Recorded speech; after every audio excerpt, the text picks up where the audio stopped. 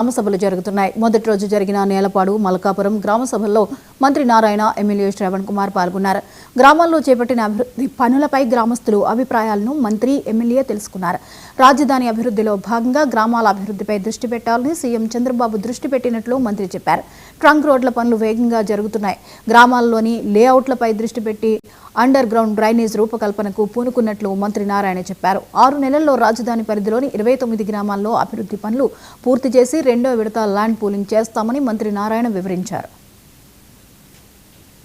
శాసనసభ్యులు శ్రావణ్ అటు నేలపాడు మరియు మల్కాపురం 2 గ్రామాల్లో ఉన్న రైతులతో యాక్చువల్గా ఈరోజు డిస్కస్ చేయడం జరిగింది.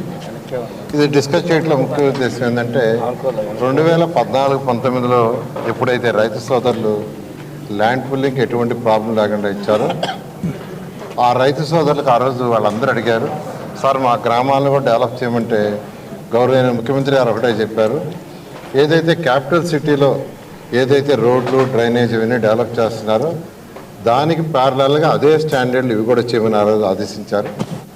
అయితే ఈ ప్రభుత్వం రాగానే వెంటనే ఇవి టేకప్ చేయాలంటే ఫస్ట్ అనేక సమస్యలు ఉన్నాయి. అటు కాంట్రాక్టులతో సమస్యలు అవన్నీ కూడా క్లియర్ చేయడానికి ఒక 8 నెలలు పట్టింది.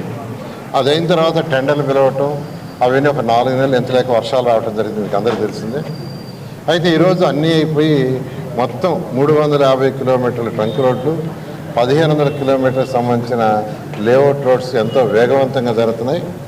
అవన్నీ కూడా అనుకున్న టైంలో అయిపోతాయి.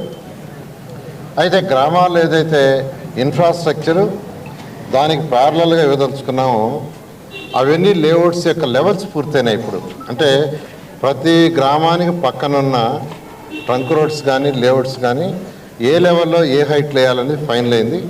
అందుకని గ్రామాల్లో కూడా ఏదైతే మాట ఇచ్చామో దాని ప్రకారం